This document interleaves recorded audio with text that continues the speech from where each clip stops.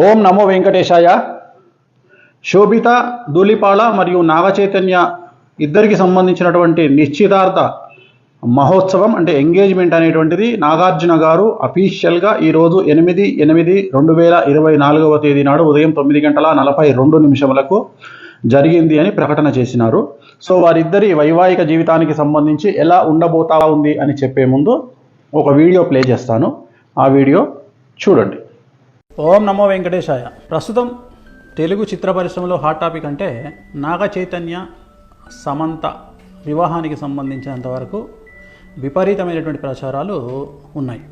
ముఖ్యంగా నేను ఈ సంవత్సరం మే 28వ తేదీ చెప్పినట్లుగా నాగ చైతన్య సమంత జాతకాల్లో ఉన్నటువంటి దోషాల రీత్యా అంటే నాగ చైతన్య జాతకాన్ని విశ్లేషించినట్లయితే ఆశ్లేష నక్షత్రము, అలాగే జాతకంలో రవి శని కాంబినేషన్తో పాటు కాలసర్ప దోషం ఉంది. రవి అంటే తండ్రి స్థానం, అంటే తండ్రి స్థానం మంచిగా లేదు నాగ చైతన్య జాతకంలో. అంటే తన యొక్క తండ్రి స్థానం అంటే తన తండ్రి స్థానం కావచ్చు, లేదా తను తండ్రి స్థానం అవ్వడం అవ్వచ్చు. అంటే తన పిల్లలకు తనకు లేదా తన తండ్రికి తనకు ఉండే వ్యవహారాల్లో లోటుపాట్లు ఉండేటువంటి అవకాశం ఉంటుంది. అలాగే వివాహం తదుపరి నాగచైతన్య జాతకంలో తండ్రి అయ్యేటువంటి అవకాశాలు చాలా తక్కువ. నేను మాట్లాడేది సహజ సిద్ధంగా తండ్రి అవ్వడం గురించి మాట్లాడుతూ ఉన్నా. ఈ మధ్యకాలంలో ఐవీఆర్లో టెస్ట్ ట్యూబ్ బేబీలు లాంటివి వస్తున్నాయి కాబట్టి మరి ఏమిటండి గురువుగారు తండ్రి కాలేడన్నారు, సంతానం లేదన్నారు, మరి సంతానం అయ్యింది అంటే నేను సహజ సిద్ధంగా మాట్లాడుతున్నా. టెస్ట్ ట్యూబ్ బేబీలో ఐవీఆర్లో అయితే జాతకాల్లో చెప్పలేము, కానీ నేను మాట్లాడేది సహజ సిద్ధంగా తండ్రి అయ్యేటువంటి జాతకం అయితే కాదు. ఎందుకంటే జాతకంలో శని రవి కాంబినేషను, అలాగే కాలసర్ప దోషం ఉంది. ఇక మనకు సమంత జాతకాన్ని కనుక విశ్లేషించినట్లయితే భరణి నక్షత్రము, అమావాస్య రోజు జన్మించినటువంటి అమ్మాయి నాగచైతన్యం చేసుకోవడం వల్ల నాగచైతన్యకే బాగా కలిసి వచ్చేటువంటి అవకాశంగా మారబోతూ ఉంది. కానీ అమ్మాయి జాతకంలో కూడా కుజదోషం కనిపిస్తూ ఉంది, కాలసర్ప దోషం కనిపిస్తుంది, అలాగే సమంతకు కుజదోషం ఉంది. ఈ కారణం చేత వీళ్ళిద్దరు వివాహం తదుపరి గొడవలు రావడము, విడిపోవడము, వీళ్ళ మధ్యన గ్యాప్ రావడము, అలాగే కొన్ని సందర్భాల్లో ఇంకా కుటుంబ సమస్యలు తలెత్తేటువంటి అవకాశాలు ఖచ్చితంగా 100% కనిపిస్తూ ఉన్నాయి. వీడియో చూసినారు కదా. సో ఇప్పుడు మనము విశ్లేషిద్దాం. ఇవాళ ఫస్ట్ ముహూర్తం తీసుకుందాం, జాతకాలు పక్కన పెడదాం. నాగచైతన్య సమంత శోభితా ధూళిపాల జాతకాన్ని పక్కన పెట్టి ఇవాళ మాత్రమే జరిగినటువంటి ముహూర్తాన్ని విశ్లేషిద్దాం. ఇది బేసిక్ గల్లీలో ఉండే జ్యోతిష్యుడైనా చెప్పగలుగుతాడు. సో దీనికి వేణుస్వామి లాంటి జ్యోతిష్కుడు అవసరం లేదు. ఎవరైనా బేసిక్ హిందూ మతం తెలిసి శాస్త్రం తెలిసిన వాళ్ళు చెప్తారు. ఈ రోజు జరిగినటువంటి ముహూర్తము ఉత్తరా నక్షత్రంలో జరిగినటువంటి ముహూర్తము. ఈ రోజు ఉత్తరా నక్షత్రం ఉంది. ఇవాళ పొద్దున 9:42. సో ఈ రోజు జరిగినటువంటి ముహూర్తం ఉత్తరా నక్షత్రము, అలాగే లగ్నం వచ్చి ఇవాళ కన్యా లగ్నం అయింది. మన ముహూర్తం కనుక తీసుకున్నట్లయితే ఇది ముహూర్తము. సో ఇది కన్యా లగ్నం అయింది. సో మేషం, వృషభం, మిథునం, కర్కాటకం, సింహం, కన్యా లగ్నం అయింది. జనరల్గా వైవాహిక జీవితానికి సంబంధించి ఎంగేజ్మెంట్ అయినా సరే, వివాహమైనా సరే 7th హౌస్ కళత్ర స్థానం అనేటువంటిది ఖాళీగా ఉండవలెను. ఇక్కడ ఎవరున్నారండి? రాహు ఉన్నాడు. ఇక్కడ 7వ స్థానంలో రాహు ఉన్నాడు. కళత్ర స్థానము అంటారు దీన్ని. కళత్ర స్థానము అంటే వైవాహిక జీవితంలో భార్యాభర్తలు విడిపోవడము, గొడవలు జరగడము, సంతానం లేకపోవడము, యాక్సిడెంట్ జరగడము, ఇలాంటి అన్నీ కూడా ఈ కళత్ర స్థానం వల్ల ఏర్పడతాయి. మరి లగ్నంలో చంద్రుడు, కేతువు, అలాగే 12వ స్థానంలో ముహూర్తం పెట్టినటువంటి 12వ స్థానంలో శుక్రుడు మరియు బుధుడు. సో ఒక్కసారి ఆలోచన చేయండి. అన్నిటికంటే ముఖ్యం శని దృష్టి 12వ స్థానమైనటువంటి బుధుడు శుక్రుడి మీద ఉంది ఇవాళ పెట్టినటువంటి ముహూర్తము. అలాగే లగ్నంలో చంద్రుడు, కేతువు, అలాగే 7వ స్థానంలో రాహువు, కళత్ర స్థానంలో రాహువు. ఇది చిన్న పిల్లవాడినైనా శాస్త్రం తెలిసిన వాడిని అడిగితే ఈ ముహూర్తము నిషేధము అని చెప్తారు. మరి ఎందుకండి వీళ్ళు చేసుకున్నారు ముహూర్తము అంటే, ఈరోజు నాగార్జున గారు పెట్టినటువంటి ముహూర్తాన్ని బట్టి 888 అనేటువంటి ముహూర్తాన్ని వాళ్ళు నిర్వహించుకోవడం జరిగింది. 888 అంటే వీళ్ళు చేసింది ఏంటంటే ఇవాళ 8వ తారీఖు 8వ నెల 2024 టోటల్ 8 అంటే మొత్తం 8 వచ్చింది. దీన్ని 888 అంటారు. ఇది సంఖ్యాశాస్త్ర పరంగా వాళ్ళు యాక్సెప్ట్ చేసినారు. సో మనమేం తప్పు పట్టట్లేదు వాళ్ళని, వాళ్ళ ఇష్టం. ఈ ముహూర్తం అయితే నిషేధము. ఈ ముహూర్తము ఇవాళ నిశ్చితార్థానికి పనికిరానటువంటి ముహూర్తంలో వీళ్ళు చేసుకోవడం జరిగింది. నేను గతంలో మరి నాగచైతన్య సమంత జాతకాన్ని ఎందుకు విశ్లేషించి విడిపోతారని చెప్పినప్పుడు చాలామంది నన్ను బండబూతులు తిట్టినారు, విమర్శించినారు. ఇక మీదట ఈ వీడియో విమర్శించే వాళ్ళు కూడా ఒకసారి నేను పెట్టిన వీడియో చెక్ చేసుకోండి, సమంత నాగచైతన్యది.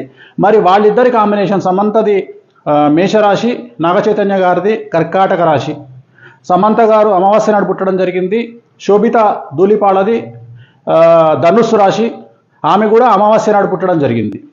ఇక శోభితా ధూళిపాళ నాగ చైతన్య ఇద్దరి కాంబినేషన్. సమంత ఆల్రెడీ మనం సమంత నాగ చైతన్య నేను క్లారిటీ ఇవ్వడం జరిగింది, విడిపోతారని చెప్పడం జరిగింది. పెళ్ళి జరిగినప్పుడు కాదండి, ఇలాగే ఎంగేజ్మెంట్ జరిగిన తర్వాతనే నేను చెప్పడం జరిగింది విడిపోతారని. ఎంగేజ్మెంట్ జరిగిన తర్వాత గుర్తుంచుకోండి, నేను పెళ్ళైన తర్వాత చెప్పలేదు, ఎంగేజ్మెంట్ కాగానే చెప్పాను వాళ్ళు విడిపోతారని. అలాగే ఇప్పుడు వీళ్ళ గురించి జాతకాన్ని విశ్లేషిస్తా ఉన్నా. దయచేసి ఎవరు కూడా నెగిటివ్గా అర్థం చేసుకోవద్దు, అందరూ కలిసి ఉండాలనేది నా కోరిక. కానీ కొన్నిసార్లు మనం మంచి కోసం చెప్పడానికి ప్రయత్నం చేస్తాం, ఎందుకు తెలిసి ఒక రాంగ్ స్టెప్ వేస్తారు అనే ఉద్దేశంతో చెప్పడం జరుగుతుంది. ఇక్కడ గుర్తుంచుకోవాల్సింది, శోభితా ధూళిపాలది ధనుస్సు రాశి, అలాగే నాగ చైతన్యది కర్కాటక రాశి. ఒకసారి కాంబినేషన్ చూడండి, కర్కాటకం, సింహం, కన్యా, తుల, వృశ్చికం, ధనుస్సు 6, ధనుస్సు, మకరం, కుంభం, మీనం, మేషం, వృషభం, మిథునం, కర్కాటకం 8. సో 6:8 అయిపోయింది. షష్టాష్టకాలు, ఇద్దరి జాతకంలో షష్టాష్టకాలు. అలాగే ఇద్దరి జాతకం, సమంత జాతకాన్ని అలాగే శోభితా ధూళిపాల జాతకాన్ని విశ్లేషిస్తే మీరు అబ్జర్వ్ చేశారో లేదో, ఇద్దరి జాతకాల్లో కూడా శని దృష్టి అనేటువంటిది కుజుడి మీద ఉంది. ఇక్కడ కూడా చూడండి, శోభితా జాతకంలో శని దృష్టి అనేటువంటిది కుజుడి మీదనే కాదు, శుక్రుడి మీద, గురువు మీద ఉంది. సో వీరి జాతకంలో 2027 నుండి సమస్యలు ఉండే అవకాశం ఉంది. 2027 వరకు సో బాగానే ఉంటుంది వ్యవహారం. 2027 నుండి వైవాహిక జీవితంలో సమస్యలు అనేటువంటి ఏర్పడతాయి.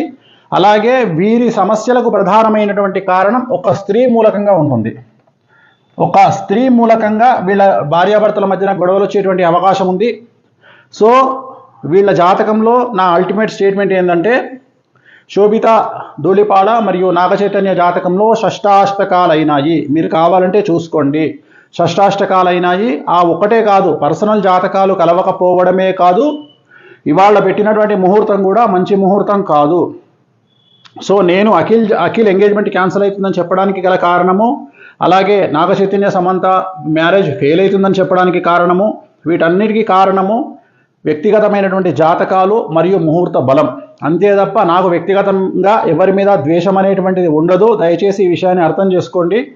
నేను ఒక జ్యోతిష్కుడిగా మంచి కంటే కూడా చెడు చెప్తే జాగ్రత్త పడతారు అనే ఉద్దేశంతో చెప్తా ఉన్నా. ఇప్పుడు కూడా చెప్పడానికి గల కారణాలు ఏమిటి అంటే, అట్లీస్ట్ వీళ్ళు ఏమైనా నివారణ కార్యక్రమాలు మీకు సంబంధించినటువంటి మీ జ్యోతిష్యులను, మీ పండితులను కనుక్కొని ఏ దేవాలయంలోనైనా వీటి నివారణ కార్యక్రమాలను మీరే జరిపించుకోండి. పెళ్లికి ముందు జరిపించుకోండి.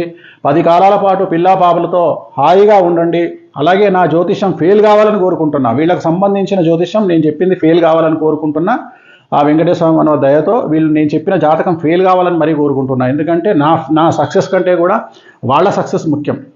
కానీ వాళ్ళ జాతకంలో ఖచ్చితంగా కళత్రం అనేటువంటిది కనిపిస్తూ ఉంది. కళత్రం అంటే విడిపోవడము. 7th హౌస్లో రాహు ఉన్నాడు, అలాగే లగ్నంలో కేతు ఉన్నాడు. చిన్న పిల్లవాడిని అడిగినా చెప్తారు ముహూర్తం తప్పు. అలాగే వీళ్ళ కాంబినేషన్ షష్టాష్టకాలైన శోభితాది మరియు నాగ చైతన్యది. ఒక విషయం చెప్పాలంటే, సపోజ్ మీరు అడిగారనుకోండి, గురుగారు మీరు మీకు తెలిసి ఎన్ని మార్కులు వేస్తారండి ఒకవేళ నాగ చైతన్యకు Samantha combination plus Naga Chaitanya Sobhita Dhulipala combination అని మీరు అడిగితే, నేను క్లియర్గా చెప్తున్నా, చైతన్య సమంత 100కి కనీసం ఒక 50 మార్కులు వేయచ్చు. చైతన్య శోభిత 100కి 10 మార్కులు కూడా వేయలేను. అలాగే సమంత జాతకం 100% బాగుంది ఇండస్ట్రీ పరంగా తీసుకుంటే. అలాగే శోభిత జాతకం తీసుకుంటే 20% బాగుంది కెరియర్ పరంగా నేను చెప్పేది. సో ఓవరాల్గా తీసుకుంటే నేను అడిగేది ఏంటంటే, నేను చెప్పదలుచుకున్న పాయింట్ ఏంటంటే, నాగ చైతన్య కాంబినేషన్ ఆఫ్ శోభిత 100కి 10 మార్కులే, అండ్ నాగ చైతన్య సమంత 50 మార్కులు. సో ఇంత 50 మార్కులు వేసినటువంటి వాళ్ళే విడిపోయారంటే, మరి కాంబినేషన్ ఆఫ్ సమంత నాగ చైతన్య శోభిత కాంబినేషన్లో మరి నేను 10 మార్కులు వేస్తున్నా 100కి అంటే ఇంకెంత ప్రభావం ఉందో చూడండి. ఎందుకంటే శోభిత జాతకంలో చాలా ఎక్స్ట్రీమ్ ప్రాబ్లమ్స్ కనిపిస్తూ ఉన్నాయి. సో ఒక స్త్రీ మూలకంగా వీళ్ళ జాతకంలో వీళ్ళు విడబాటుకు గురయ్యే అవకాశం ఉంది. అలా జరగొద్దని కోరుకుంటా ఉన్నా. నేనే ఓడిపోవాలి, నా జాతకమే ఫెయిల్ అవ్వాలని కోరుకుంటా ఉన్నా.